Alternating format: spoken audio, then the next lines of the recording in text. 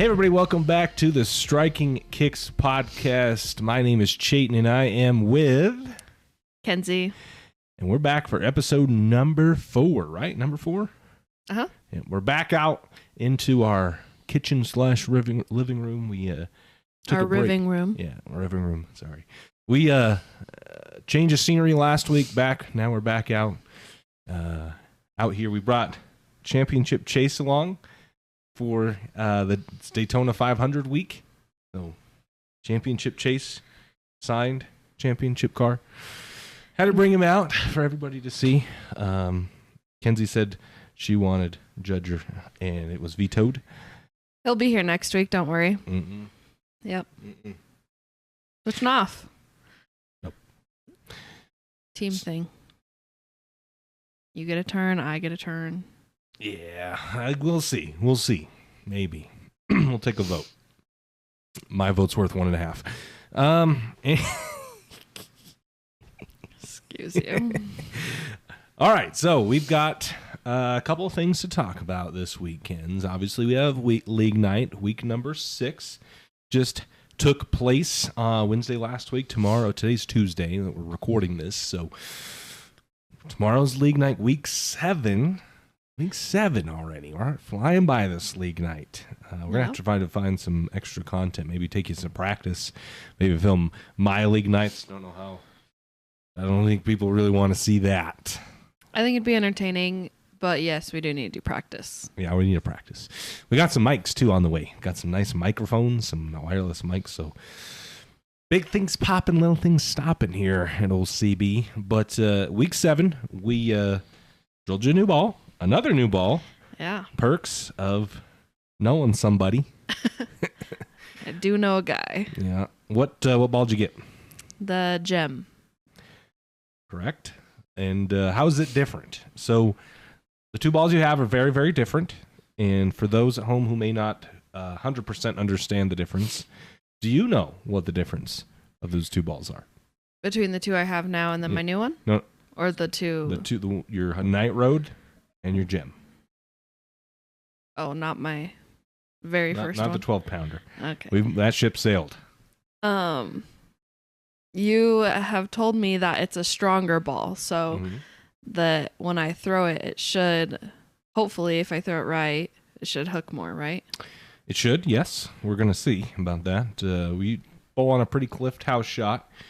For those of you who don't know 100% what that means, the house shots usually mean there's more oil in the middle than there is on the outside, which creates more margin of error. You can miss the ball right of target, and then there's less oil there, so the ball hooks more. And if you miss the ball left of target, there's more oil there, so it hooks less. And so you have a bigger area to hit to still hit the pocket. So, but ours is very cliff, so there's a lot more oil in the middle of the lane and nothing to the right. So those situations can sometimes be even harder than if they were flat. Yeah, so lots of stuff on oil patterns there. But the gem is asymmetrical, low RG, lots of differential. What does that mean? Well, it just basically means it starts hooking earlier and hooks more overall. Your Night Road has a higher RG, less differential and symmetrical, which that means it hooks later and less overall. Now, these things are dependent on a lot of different variables, which one will hook more or less, but in general, the gem should hook more, especially, you don't quite have the rev rate yet. We haven't worked on that part yet. We're just trying to be consistent so we know where the direction the ball is going in. So now we want a ball that's going to want to change direction as quickly as possible to help you score. Hopefully that makes you strike more. Fingers freaking crossed, because I think I have total of like 6 strikes. Yeah. League night week 2 dropped with Stu. Stu gave you a couple tips. We're struggling with those a little bit. You made the comment that you knew kind of what a good shot felt like, and the gap of week 3 and 4, a lot of that came with the saltiness of not knowing what a good shot felt like after you claimed to know what a good shot felt like. Well, I knew what a good shot felt like that night. Obviously, because I went from a low game to a higher and a higher, with my highest being 131 still. But yeah, that night I could feel it. I could feel when I was throwing a bad shot or throwing it good and did everything that I was supposed to. So yeah, somewhere between week 2 and 3, that went out the window. Yep. So I think we've kind of nailed it down to 2 big things. One that's not so big as you walk to the left. You drift left, and then you just keep going left in a straight line. So like straight to left. A lot of people kind of they drift a little left, but they kind of walk around it. So maybe they start, and their foot starts on 15. They drift out to, they stop on 18, but at some point their feet are like 20. So they're making kind of this walk around and then pointing to the direction they're wanting to throw the ball. You just stay dead straight walk to the left. And then the biggest issue, what I think, is the ball's late. The lateness in your timing is creating you to kind of pull down from the top of the swing, and that's where that big miss left comes from. And then when you don't pull down on the top of the swing and you're just straight late, the ball goes way right. Yep. So we're stuck here, not knowing where the ball's going. Last week was a little better. We focused we kind of, I told you to try to feel like you're walking to the right, and you just walk straight. Mm-hmm. We moved you in a little bit because I think the gutter was scaring you a little bit because we're pretty close. We're not quite where, if you're sliding 15, the ball's laying down. 9, it's you're sliding 15, the ball's laying down like 6, and that can be a little scary. Which that'll come when we start to get into like knee bend at the line and getting the ball closer to your ankle when you release it, that kind of stuff. We're not quite there yet. So we moved you in a little bit, and then the timing was a little more consistent. So we really trying to nail down you thinking one thought, because we can't think of nothing. So the next best thing is just one, and that is to get the ball down on time. So we did a little better, if not, pushing it up into the air. We're just kind of pushing it down in a nice flowing motion, and I think that helped a little. So I think the thing with that, though, that helped me the most is, I don't know before if I was putting my other hand on the ball at all, but I've watched a lot of videos of people bowling, and they always have their other hand on the ball. And so in my head, I'm not necessarily actually pushing it down, but having that there for some reason makes me feel like I need to go down. Yeah, you kind of want to kind of carry, the weight should be supported in your left hand. The weight of the ball while it's sitting in your hand should be supported in the left hand. So maybe this is something we should have taken a look at. So it should be supported in the left hand. And then as you push away, you start the push away, and then when it gets to the point where it's time to like actually kind of drop the ball, this hand comes off. And I maybe we didn't talk about this because you do it fairly well. This hand comes off the ball, it gets in the swing, and you push it out of the way.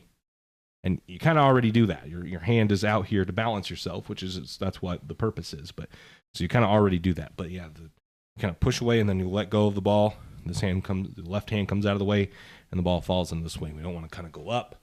We kind of wanted to go straight or slightly down into the swing and to make it a little more smooth. So we're going to work on it for tomorrow. That's week 7. the thing to work on. Hopefully this new ball, and we're going to have a little bit of more focus. We have we're just going to pound in the on time, because when you're on time, you're not pulling down from the top, and your hand is in a better position, so it doesn't feel like you're grabbing it or dropping it straight into the ground as much as you have been in some of these videos where it just looks like it's almost falling off your hand, or you're squeezing a little bit, and it's because it's late. You're really trying to get it to be on time, so it's hard to do. So when it's on time, your hand's in the right position, the ball rotates more, it hooks more, you strike more. So that's what we're going to really try to be, almost to the point where it feels exaggerated that we're early. We want to try to be early as possible. So that's what we're going to work on week 7, 8, 9, and 10. 4 weeks left, kids. Yeah. Well, hopefully, because week 1 and 2 on the YouTube channel, little recap, I look bad. I don't when I was actually bowling, I didn't feel like I looked that bad. Yeah. And so I'm interested to see if I still look like that. I'm very stiff. Yes, very rigid. And at the line. You start out fairly athletic, and then you get really stiff and straight, and you don't actually bend your knees at the line or be loose. So this is a good tip. Then I walk like a penguin. About I literally do. Penguin.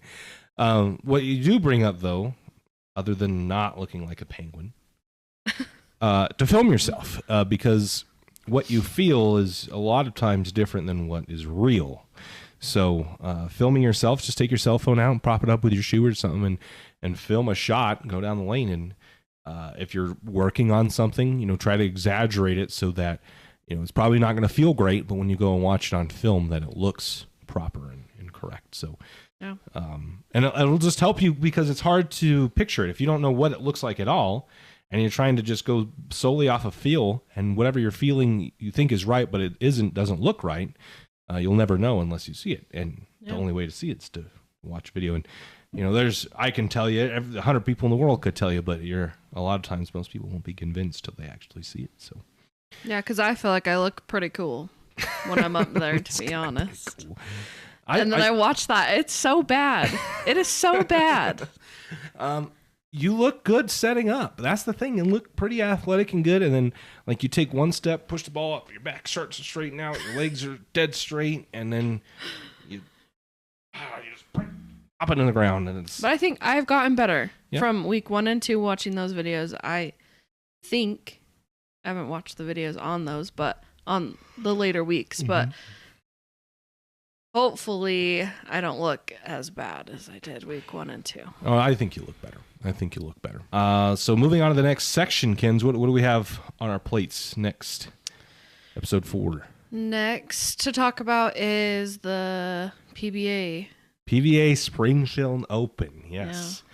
Yeah. If you didn't know, the PBA did have a show or a tournament last week. They have one going on right now. How did you feel about the show, Kens? Did not get to watch it. Oh. Ew. So. Didn't get to watch it? Why didn't you get to watch it? Because I don't pay to watch. Yeah, we already pay 60, or it's more like, I think it's like $80 a month for YouTube TV and all the other streaming services we have, so... Yeah, I don't know. I remembered Saturday because I think they bowled Saturday. They're not going to compete against the Super Bowl. So yeah, they bowled Saturday, and I was working on the computer on some cool things, very cool things. I was working on the computer, and I was like, man, the PBA. What time's the PBA on? So I went and searched on my YouTube TV account, FS1, FS2, Fox, the whole thing. Nothing. So then I went to the PBA's website and had to dumpster dive through the PBA's website where you can't really find anything, where web pages are broken and you click on links that go nowhere. And finally found that it was a Bowl TV only event. And in fact, we don't have a TV show that we'll be able to watch until the middle of March. That's the next time it's going to be on TV? The next time it'll be on TV, yes. We're available to watch without an extra streaming fee. So, yeah. I'm glad I don't have that problem with the MLB. Right? Like, man, a lot of sports have some sort of extended coverage that they pay a fee for.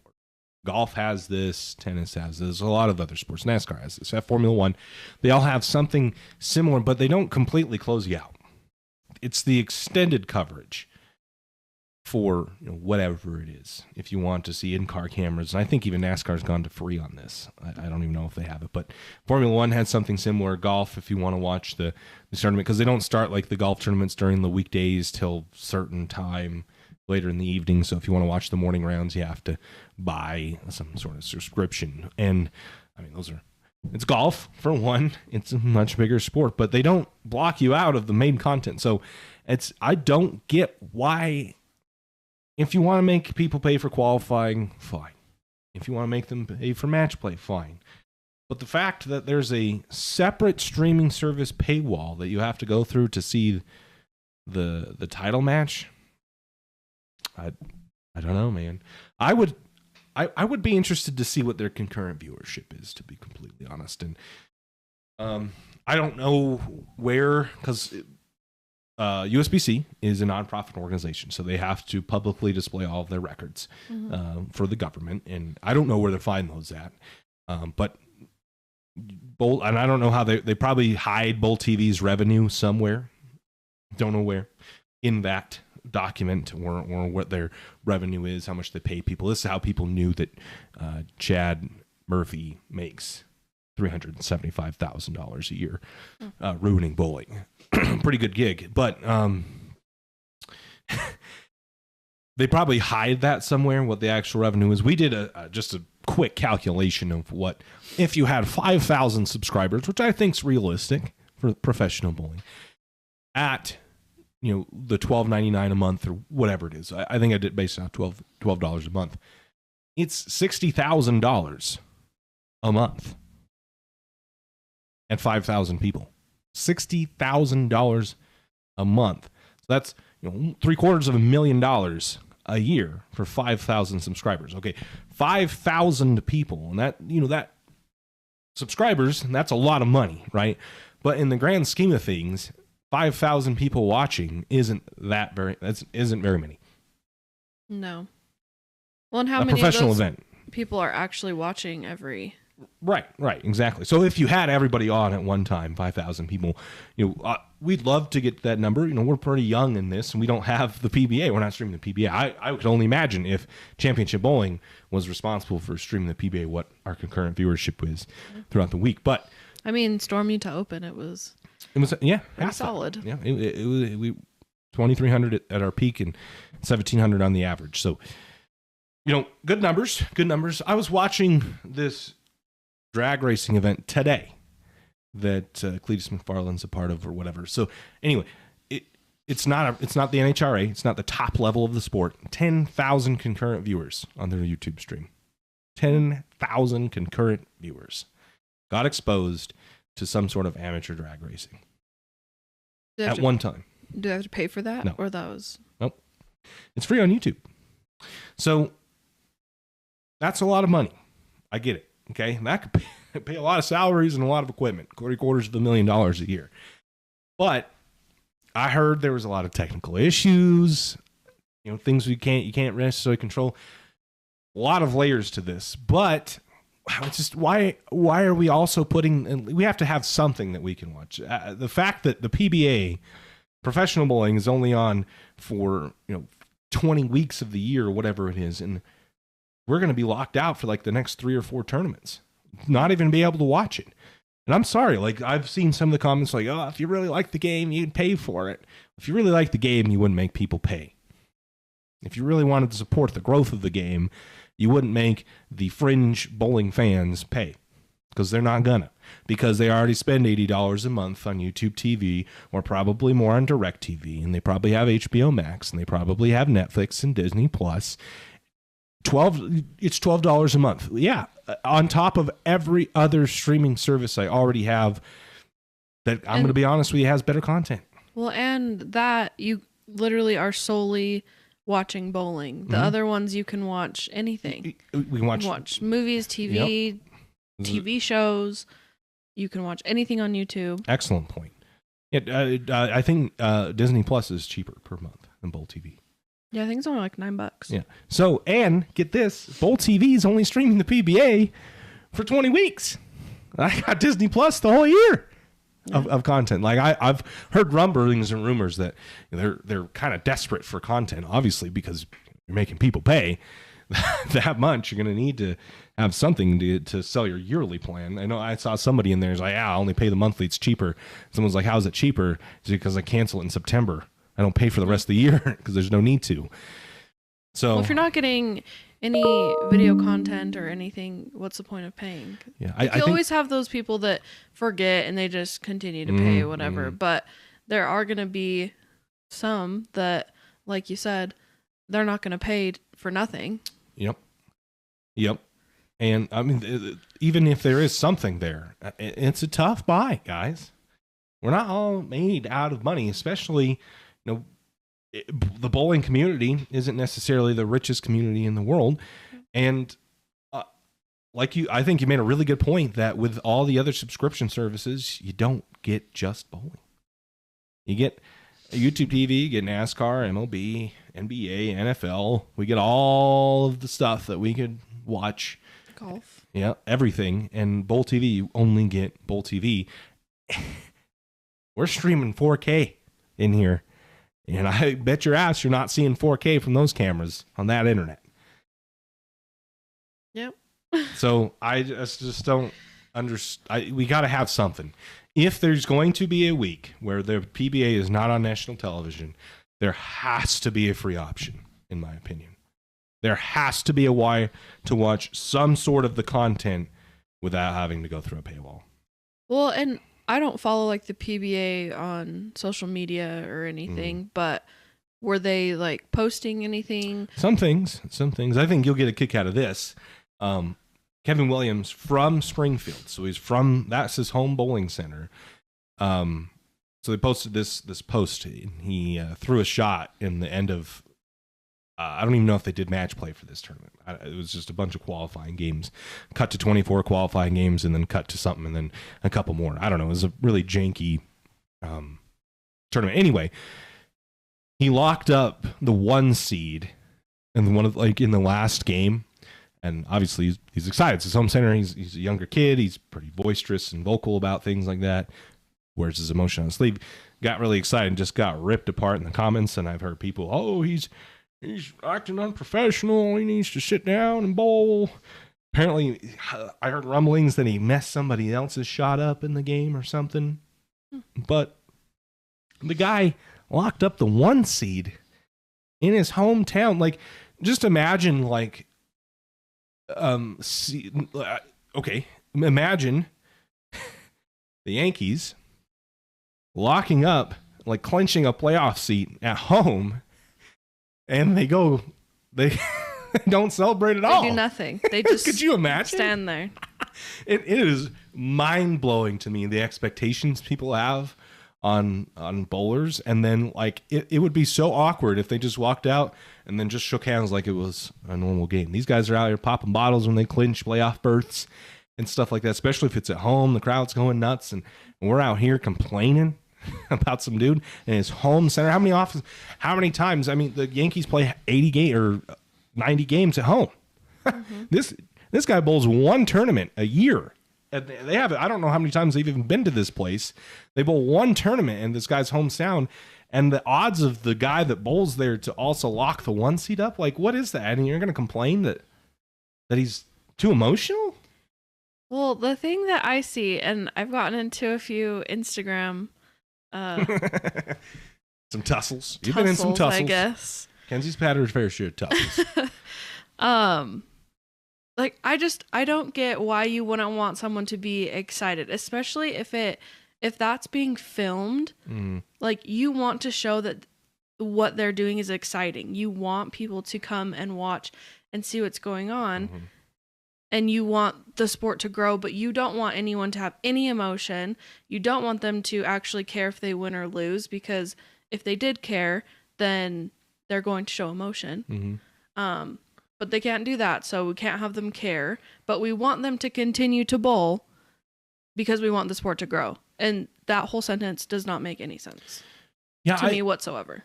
I find it really hard to understand. They're so they contradict themselves. Like, you want the game to grow, and you know that entertainment is what keeps people asses in seats, right? Basketball, football, baseball, whatever.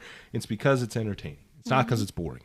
So if you know that entertainment sells and is sexy, and you want the sport to grow, then it has to be entertaining and sexy. And it being quiet and silent when somebody wins is not entertaining, nor is it sexy.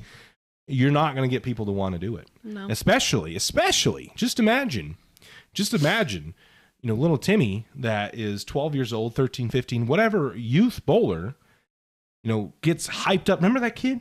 There was a post. I don't remember what. It was some youth bowlers tour. Remember? And he was hyped. He was running it out because he struck to lock up his team's win. Imagine being that kid, seeing Keven Williams lock up the 1 seed and get torn apart in the comments. Would you want to keep bowling? Would you want to be a part of an environment that just completely rips you for doing something like that? No.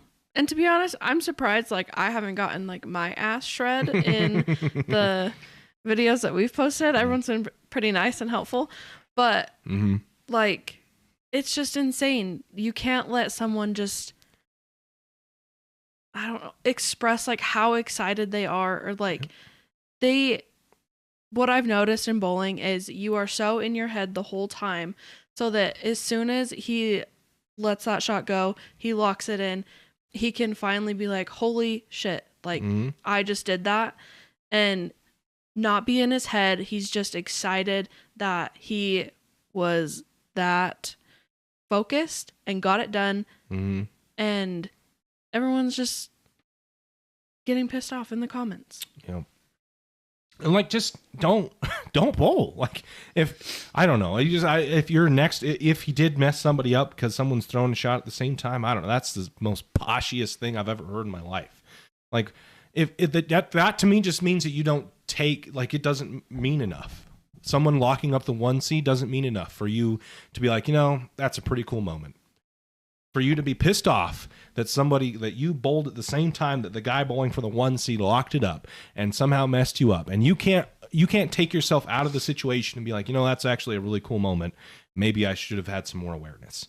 And whatever, maybe you don't. Maybe you're trying to win your game, whatever it is. But still, it just blows my mind. Like, I almost want to pay a bonus for the most like exciting player at our events, just to get people to show some emotion, slap some stuff out, make it seem like you care, because they make good pictures and good reels and good videos. People like it when it looks like that you care.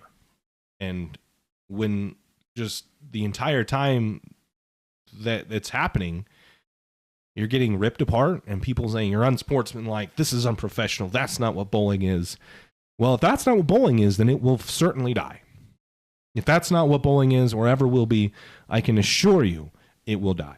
I can assure you that in 15 years from now, there won't be any kids bowling, because that's just not fun. They will choose other sports that they have more fun in. They won't sit at a youth league and have, Timmy's parents that are traditionalist bowlers say, oh, your kid really needs to dial it in, reel it in. That's too much. They won't bowl. And those parents won't have their kids bowl. They'll go to somewhere that's more fun. What were you going to say? I don't remember. You don't remember? I just wanted to finish my point. How do you not remember? Because this guy. Oh my gosh. We need to get some member berries. I kind of wanted to touch on this too. How much time do we have left, Kens? 8.5 minutes. We got a little more than that. 10 minutes. Okay. I wanted to touch on this. It's been eating at me. People, and it's not just, there's a kind of consensus, I guess. And if you think of your point, you need to stop me and say what your point was, because I'm going to ask your opinion on this too. People are waiting in bowling, and just if you're thinking about it now, it's like just contradictory that they want someone to come in and save bowling, but they're going to shit on them as soon as they get emotional for it. Like, just thinking about it now just was like, wow, it just makes no sense. These people make zero sense on themselves in so many levels. Anyway, they're waiting on like a savior to come into the sport, into the game, and save us, whether that be Mookie or Jimmy. And I've spoken to Jimmy, and it seems like he actually does care. I haven't really spoken to Mookie very much, it seems. So I can't say for sure, but I have spoken to Jimmy Allen, who's involved with bowling a little bit. And it actually seems like he enjoys it. Like, he actually loves to bowl, wants to get better, has a drive to get better, right? Which is great. But we just sit and wait, the bowling industry or anybody, because it doesn't have to be someone high up in the bowling industry. It could be anybody in bowling. We just sit and kind of wait for someone to come save us. Tiger Woods did not come from outside of golf and play. He was not a basketball star. It wasn't Michael Jordan and then started playing golf and saved golf and completely changed the sport. He was a golfer from when he was born. He was on talk shows at 6 years old, 4 years old, talking about golf. He wasn't from outside the sport and changed it. Whatever people think this savior is going to be, whether it be Mookie, Jimmy, anybody else, I just don't understand what you think. What do you want them to do? Right? What if they come in? If Mookie somehow gets to a point where he can make a cut, I mean, that's going to be some news, but then what? We get the exposure. We get people's eyeballs. They look at it on the news, whatever it is. They see it, and then what? We have no plan in place to hold these people. So, in my opinion, no savior is ever going to be a sustainable thing. Like, it'll honestly just hurt us, to be honest, because we'll see the spike in maybe some interest, and then it will go away. And we will not have captured any of these people because they're not actually interested in it for the reasons you think they are. They don't want a bowl league. They kind of think that it's kind of a novelty. Like, oh, that's a cool talent that Mookie has. It's not like a Bo Jackson situation where this is a freak athlete. The people don't think of it that way. Whether it's true or not, they don't take it that way. And the reality is that. The reality is the truth, that people don't see it that way. And I don't think they ever will that way. We have to do it ourselves. Someone from inside already bowling needs to change. Needs to change bowling. It won't be someone from outside because it will never be sustainable. We need to stop sitting on our hands and waiting for someone to come save the game and grow it. We need to do it ourselves. And that's kind of it's been sitting on my mind for a few days now after reading some people's tweets and hear some people's opinions, and they want to capture these people from outside of bowling. And it just irks me that, like, we have no accountability. We don't intrinsically see that this was our fault. And we just try to do the same things we've been doing, but then we mask it with, well, we're going to try and do it better this time. We'll use an app instead of writing it on paper. Well, fundamentally, the ideologies and things that we have used have not grown the game. So doing them better isn't going to save anything. Bringing someone in to play in the environment that has always been will not grow the sport. We've had celebrities before. It didn't do anything. It looks like a joke when Kevin Hart or LeBron James and Lil Wayne bowl. Like, respect, but people take it as a joke. So I want to hear, what do you think on this, Kenz? That was my little monologue rant thing. I think what it is that they bring those celebrities in for viewership, increase their views for that, because people want to see Mookie bowling. They follow baseball, they follow Dodgers, they're old Red Sox fans, whoever. I'm going to say something after that, so keep going. I want to make a point on that. Go ahead. I'm not cutting you off. Just thank you. Making a mental note. I lost my train of thought. You lost your train of thought again? Okay, think for a second. I'm just going to make this quick point. I didn't mean to cut you. I'm not trying to cut you off. I just wanted to say that I'm making a point on that. You said they want to come see Mookie bowl. There was not really that many people in Woodland watching Mookie bowl. But online. No, how could they? You couldn't have watched him bowl at all? How would you? I don't know. That's why I'm without paying you. A subscription to Bowl TV, no, you would not be able to watch Mookie Betts bowl. You can get to watch maybe an interview and one shot of him on social media, but you wouldn't be able to actually see him compete because you'd have to buy a Bowl TV subscription. And how many Dodgers fans do you think went out and bought a Bowl TV subscription? Not many, if any. That was the point I was going to make too. You brought up a really good point. People come like that's the goal, but we don't do any. Like that's my that goes off my point that we have no plan set up for when we get the attention. Now what? Well, we have this paywall that only hardcore bowlers will ever pay for. There's no free trial for it. There's no this is a preview for it. There's nothing in place for that. So the people that we get to come to watch Mookie compete, they don't get to see anything except maybe a interview on a cell phone. Yep. You just still don't know where you're going? Kenz. I'm sorry. Bruh. No one wants to just hear me rant forever. They want to hear your opinion. I was telling my opinion. I just wanted to say I have a point when you're done. I don't remember it. I'm sorry. So, start over. What do you think about like a savior or what like that type of deal? What do you think on people waiting for that? Or what do you think should be done? You have to make it accessible to people that aren't diehard bowlers. Mm-hmm.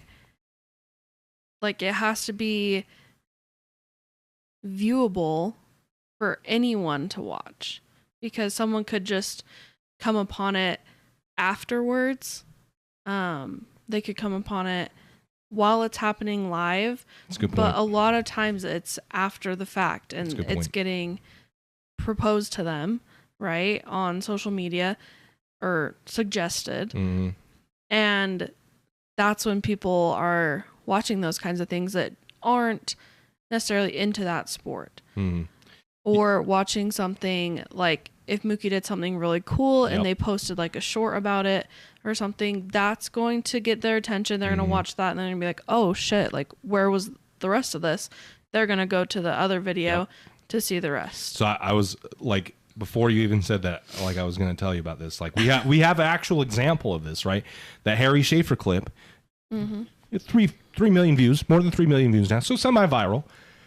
People see, just imagine Mookie did that, right? And it goes semi-viral well after the fact, right? Well after the fact that it even happened that he competed. There's no, exactly like you said, the scenario where we make a viral reel, which, you know, to credit to the PBA, they've stepped up a little bit, I think, in posting about things on Instagram. Fine. You see it, then what? We have a specific example of this, right, with the Harry Schaefer clip where he picks the 2-7-10. It's gone semi-viral, has 3 million or so views, right? But when someone sees that, like, we've had comments where it's like, where can I see this, right? If your response is $12.99, they're gone. They're not gonna subscribe. Like I'm not trying to sit here and say that I know everything, but I can tell you that from experience, it's hard to get people to buy things. One, it's hard to sell bowling. Bowling is a hard sell. Okay, at any level, whether it's merch, whether it's just us trying to grab your entertainment, actually taking money from somebody, bowling is hard to sell to the general public, to sponsors, whatever it is. Bowling's hard to sell. So if you have this clip of Mookie, he bowls good, and this is kind of my point. We do this social media campaign around him, or whatever it is, goes viral. Then what? Right, and you hit the nail on the head. There's nowhere for them to go. There's nowhere, because people aren't readily available. Like you said, they don't have the time right now to watch the live stream. We ended, I think, our stream at like 50,000 views on the Storm Utah Open. It had 20,000 views after that so far, right? Or 22,000 views after that. That's a significant amount of views after it happened live. So if they don't have a place to go to see that, if it's not accessible, then you've gotten their attention, and you don't really have many opportunities to do so. If someone comes and they're not pleased with the experience, whether that's, I don't want to pay for this, I'm out of bowling, that's it, like I'll see it's another bowling, they know now that to watch this they have to pay. Now there's no reason to interact with it because they don't want to explore it further. So we don't have very many opportunities to engage with these people. So when we do, we have to make the most of it, and we have no plan in place. Well, and right now, like, there's a lot of streamers and people who stream like their league night or even other tournaments like that we don't do. And so, and they're not charging you. So you're seeing those people bowling those tournaments, but you're missing out on the professionals, the highest level, right? Exactly. So, and yeah, like there's some professionals that bowl tournaments we cover. I'm sure others that other people cover. But you're seeing 2, 3, 4, 5 here and there, where this is supposed to be your highest elite level players in the game, and 5,000 people maybe get to see it. Yeah, I don't want no haters in here that disagree. I'm sure there's people that disagree, and that's fine. Don't come in here trying to quote us. We don't know this, because I'm pretty sure the USBC doesn't make it. I would have done this. I would have pulled the numbers and known for a fact if I could find them. So if you have a link that I could find them, I'm happy to take a look. So don't come in here hating and you guys don't know anything. This is actually the number. I couldn't find it. Okay, they didn't. Well, it doesn't matter a number, to be honest, because if you're trying to grow something, then you need people that are outside of the sport, and people outside of the sport are not going to pay just to have a subscription to that. Yeah. Objectively, at a fundamental level, there's an issue with it. You're right, 100% right. The numbers don't matter. It doesn't matter if it's 5,000, if it's 10,000, 100,000. It just isn't going to grow the game. No. Because those are only the people that are going to, and I know we keep beating this like a dead horse, but I truly believe that it's one of the toughest things. Like, you want to get people into the game, but you don't show them the game. We show them clips of the game. Or the best in the game. So exactly. So I maybe a good analogy that we kind of use for our YouTube channel, our shorts are like an introduction to us because they get a lot of reach comparatively to other forms of content. Reels, TikToks, all of that stuff is just a branch out, an introduction to what we have to offer. And the people that get a following have other videos, other things other than just that 10-second clip of what this game is about, right? Lance Hill has 100,000 followers for no reason. He didn't make one viral video. It's because constantly he's put the work in to make so many videos connected with his niche and his fan base. And it's grown quite a bit. And we see the same thing for all the other successful TikTokers, Instagrammers, whatever it is. Yeah, consistency. Like Janelle every Wednesday goes live on for her league night, talks to the chat and everything, engages with them so they feel like connected. So she's going to grow following that way. Lance had some videos do really well, and he's consistently putting them out. Right. Same thing. There's a few people, whether it's Instagram, TikTok, whatever, there's different people that are consistently doing those things to help grow the game, and they're bringing in all kinds of new people because they're reaching that broad of an audience. Exactly. So those viral videos reach out to these people, it gets them interested, and then they've done the work to have a base for them to connect to further. They come to the page, they watch this viral video, oh, that's cool, I kind of like bowling, click on that profile, and now they get to see all this content, all the things that Lance, Janelle, whoever it is, Chad, on Instagram, whoever it is, doesn't really matter, all the rest of it. The PBA has the branch, and then nothing. Yeah.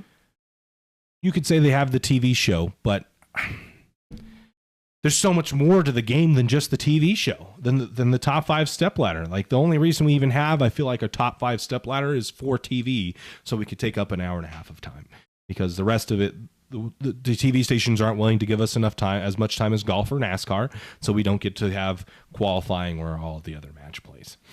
So, obvious based. Take it. I'm biased on this subject. Bowling is a participatory sport, unlike NASCAR, NBA, NFL, any of the other big 3 sports. Those aren't participatory sports. Bowling is a participatory sport. So the way we're going to grow bowling is to get people to bowl, and then they will watch bowling. Because I don't know if they will necessarily watch bowling unless they bowl. Yeah. Because it just will never have an understanding of the difficulty of the game or what it takes to be great, any of these things. And that's just good for everybody, right? It's an advantage that we have that it's participatory, because then the ball companies make money, the bowling centers make money. If more people bowl, everybody involved makes money, right? Like, there's just not a lot of options to play football. And then the people that make footballs, the people that do that kind of stuff, they don't make money because there's not a lot of people that actually play football. But when more people bowl, they're not going to bowl PBA events, right? So I'm biased because this is what we do. But the PPA's model obviously works because, again, pickleball is also a participatory sport, right? And I think the basis is like, for older people, tennis is a little taxing on the body, so they shrink the court down and play with a wiffle ball. Whatever. I'm probably saying that wrong. There's a pickleball elitist out there, don't roast me on this, but anyway, it's a participatory sport is the basis that I'm trying to make here, and so is bowling. Amateurs play with the professionals. That's kind of the route that we're trying to get here moving forward, and stuff like that. Like, ours are amateur tournaments that professionals play in. I know a lot of people complain about it. We're not big enough yet to have separate divisions like the PPA does, but what we're doing is showing the people that maybe have an interest in bowling what they would do. if they want to get to the PBA, well, first you probably need to bowl something like this. Mm-hmm. And I mean, eventually we just want them to bowl more tournaments. But I feel like because bowling is participatory, we are showing the events that they could actually participate in, like where they're going to start. Why is it exciting? Why should I want to come out and try to get better, bowl our events? We've built, we use our reels and our reach and those viral clips to bring people in when they click on our YouTube channel, and we have tutorials, we have your league night videos now, we have this podcast, we have the live streamed tournaments with some pretty damn good endings, some good action through it. I try to engage with the audience as much as possible. So, I mean, that's not to toot my own horn, but if you watch the live stream, you click on a part where I'm interacting with the audience, does that not make you want to maybe try to tune in live? If you have a specific question you want to ask me? Yeah. So, I don't know. I think one thing, and we've talked about it before, I think one thing bowling needs to get rid of is the idea that it's not cool to have amateurs and pros play together. Yeah. Because why, like, you should want a professional to help an amateur maybe see something differently to where maybe like they were in the same position at one point and they started doing something else and that helped with their swing or whatever. And then they get better. So like I don't get why you guys are always like we don't have a separate a separate thing for the pros and the amateurs.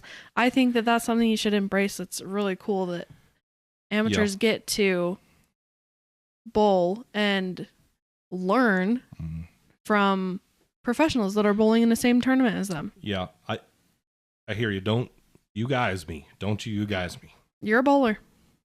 You're part of the you guys. Don't do it. Anyway, you make up a really good point. I think the issue lies in the fact that it's about money. I get that. And no other sport where the amateurs bowl for money. So I personally take that as a good thing. Personally, I think that's a good thing for bowl. Or at least we need to use it as a strength. Whether you think it's a good thing or a bad thing, it's different from other sports, and that's all we can kind of ask for at this point. So I think that's where that issue lies. People get salty because they didn't make money because a pro beat them, but you kind of should be like, could you imagine, right, playing against LeBron James, Michael Jordan, Aaron Judge, whatever it is, even if it was for money, like you put $1,000, there's not even a way to do it. Like I'm trying to explain some type of event where you could pay a buy-in to play against Aaron Judge doesn't even exist. But could you imagine having to do that and just getting torched by Aaron Judge? But you got to play with him. You got to play with him. That's what I'm saying. Is I think that is so cool. Yeah, but it doesn't matter at that point. I wouldn't think so, but I feel like that also, in a way, makes it seem like bowlers don't think their professionals are as good. Oh, okay. That's a pretty good point. Hot take. Actually, no, I don't think that may be a hot take, but I think that's an actually excellent point because we preach, if we don't take ourselves serious, non-bowlers, our audience certainly won't take ourselves. If we don't take ourselves serious, they won't. Yeah. So if bowlers don't treat professionals as professionals, how are you expecting someone who doesn't bowl to treat them that way? To treat them as a professional. That's actually an extremely good point. I don't know if that's a hot take. That might be a hot take to other people, but that is some facts if I've ever heard it. Because you're right. Like when you hear, just imagine being a new bowler, right? A new bowler. I'm going to bowl my first event, and you hear Sean Rash is going to bowl that event. Okay. And you go into the discussion, you want to sign up, it's on Facebook or something, and you see the comments, why is Sean Rash allowed to bowl? This is ridiculous. I don't want to bowl with Sean Rash. Could you you're so excited the fact that you get to bowl a tournament with another professional and then it's just full of people complaining about it? Like, I don't get it. Maybe not the first time that it happens do you start to think maybe these guys aren't professional or whatever. But after a while, you have to start questioning, if these people don't think of them as professionals or respect them as professionals, I guess, why should I? They're professional. You should expect them to beat you, right? They don't all the time. There were a lot of professionals at the Storm Utah Open, and none of them won. But like if they do win, you should be happy. Like you should be giving them the credit because they're a professional of the sport that you are in. Not coming like a professional shouldn't be allowed to bowl. Okay, pal. you should just be happy, and I don't want to say like grateful and like you don't have the right to be upset. Like you should be grateful that you have the opportunity or what's the word I'm looking for? The privilege. You shouldn't feel you have a privilege. But you kind of should. Like you should be privileged that other sports have no option that's similar to this unless you have some story behind you where you get to meet a professional athlete. But other than that, you're not going to play with Patrick Mahomes. I think bowlers just like to throw a pity party and they like to be picked on. It's true. Like it's true. From just like learning certain things throughout the last few years, it's just always poor me, pick on me. This, and this. So that you Kenzie with some fire points tonight. These are good, but I think that comes back to the savior point that they're just poor pick on me, but then we are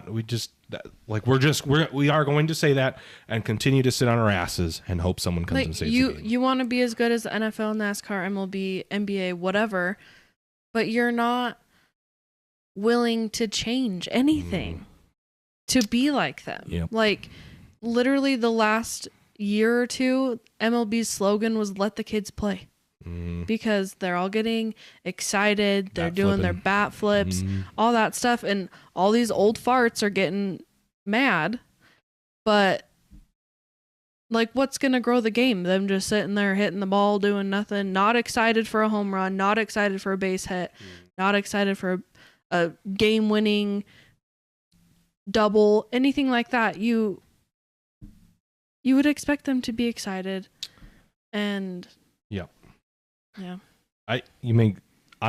end on this because this is a little drawn out. You've made some excellent points, and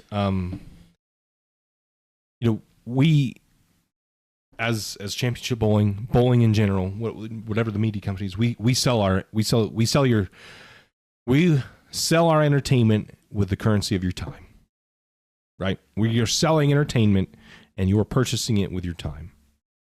And if our product isn't entertaining, you won't give us our time because there's plenty of other entertaining things. We're not competing against the PBA. I don't see it that way. We're competing against every single other media outlet that you could potentially be watching at any given time.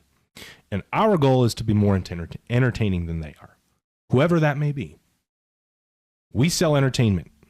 It's no one could give rats how hard the pattern is or whatever if they're not super hardcore bowlers. No. None of that shit matters. Is it entertaining and worth my time? That is the only thing that we are selling. And if it's not worth somebody's time, there are thousands of other options to invest in. So, your time or money. Either. Exactly. Which is half the time your time is more valuable than your money. Yeah, your time is very valuable, especially because there's so much out there that you can put your time towards. Exactly. So we'll end on that. We sell entertainment, and if the product isn't entertaining, then people won't watch. Other sports obviously get it. Golf gets it. MLB gets it. The NBA gets it. Everybody gets it except bowling. We say we get it, but then we do nothing to change. So, guys, what a discussion, Kens. Episode 4 of the Striking Kicks podcast. Hopefully everybody enjoyed that discussion. Let us know. I think we're going to try to have a guest the next episode. Head on over to championship-bowling.com. We have some surprises there that haven't been announced yet. So the little Easter eggs you could find. Yep. They're there. It's there already. It's ready to roll. It's done. Done deal. We just haven't announced it yet. We'll obviously have a press release at some point. But you want to be early on the train, www.championship-bowling.com. And if you have any guesses on who will be the guest, the special guest. Special guest, yeah. You can put that in the comments too. Yep. Or who you'd like to see. Yes. Guys, as I eat the microphone. It's been a good one, guys. It's a good conversation. We're going to have more of these, I guarantee you. We're willing to change. We're not waiting for a savior. We're not going to wait for Mookie Betts to bowl our tournaments or Jimmy Allen. Even though that would be very cool. We're not going to wait for it, though, and just hope that it happens. We're doing things to make it happen. So with that said, Kenzie, happy Valentine's Day. Thanks. And we'll see you guys on episode 5 of the Strike and Kicks podcast. Bye, guys.